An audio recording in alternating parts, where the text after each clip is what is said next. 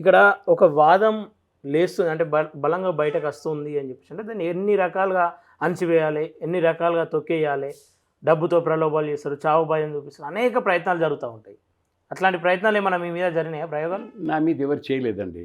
Okay. ఒక్క రాజశేఖర రెడ్డి మాత్రము మీకు ఎమ్మెల్సీ ఇస్తాను, మీరు బీసీ వెల్ఫేర్ మినిస్టర్గా ఉండండి, బీసీలకు ఏమి చేసినా కూడా ఏ నోటింగ్ పెట్టినా నేను సంతకం చేస్తానని చెప్పాడు. కానీ బట్ నాకేమంటే ఈ రెడ్లు కానీ అగ్రవర్ణాలు కానీ ముఖ్యమంత్రిగా కానీ ప్రైమ్ మినిస్టర్గా కూడా ఉన్నప్పుడు వాళ్ళు ఏం చేస్తారంటే మొట్టమొదటి వాళ్ళని పార్టీలకు తీసేసుకుంటారు. తీసుకున్న తర్వాత ఉద్యోగం ఇది మినిస్ట్రీ ఇస్తారు.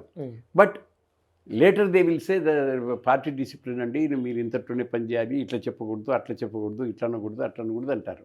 అప్పుడు మనం ఒక లిమిట్లోకి వస్తాం. I don't want that. నాకు అది అవసరంలే. ఏమి రెడ్ల కింద అందులో నేనేమంటే అండి, రెడ్ల కింద కానీ వెలమల కింద కానీ కమ్మల కింద కానీ ఐ డోంట్ వాంట్ వర్క్. నేను పని చేయదలుచుకోలే. లేకపోతే నాకు ఎన్నో ఆఫర్లు వచ్చాయి. ఈవెన్ నరేంద్ర మోడీ గారు 2014లో అతను ప్రైమ్ మినిస్టర్ అయిన తర్వాత 6 months పోరాడాడు బీజేపీలో చేరండి.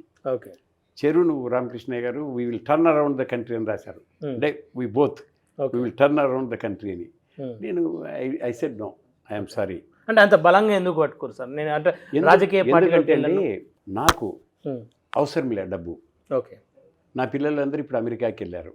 అప్పుడే బాగా చదువుకుంటున్నారు పిల్లలందరూ కూడా. నా దగ్గర డబ్బు ఉండేది అప్పటికే, ఎందుకంటే ఫ్యాక్టరీలలో మాకు డబ్బులు వచ్చేటి బాగా. ప్లస్ రియల్ ఎస్టేట్ కూడా ఉండేది నాకు. ఇంకొకటి నా దగ్గర డబ్బులు ఉండేటి కాబట్టి నేను ఐఎమ్ కంఫర్టబుల్ ఫైనాన్షియల్లీ. సో ఇప్పుడు బీసీలు ఇక్కడ కంఫర్టబుల్ లేరు, వాళ్ళకి ప్రాబ్లమ్స్ ఉన్నాయి. సో ఇదే లీడర్షిప్ ఎవరైతే ఉన్నారో వాళ్ళు అంత అగ్రెసివ్గా పోలేని పరిస్థితుల్లో ఉన్నారు. అటువంటి పరిస్థితుల్లో నా బీసీలకు నేను ఏం చేయాలి? నేను ఆ కులంలో పుట్టిన తర్వాత, నేను కంఫర్టబుల్ అయిన తర్వాత, నాకు ఆ నాలెడ్జ్ ఉన్న తర్వాత నేను వాళ్ళను అప్లిఫ్ట్ చేయకపోతే, వాళ్ళని పైకి తీసుకురాలేకపోతే అది నా అసమర్థత అవుతుంది. తర్వాత నేను నా వర్గానికే అన్యాయం చేసిన వాళ్ళం అవుతాం.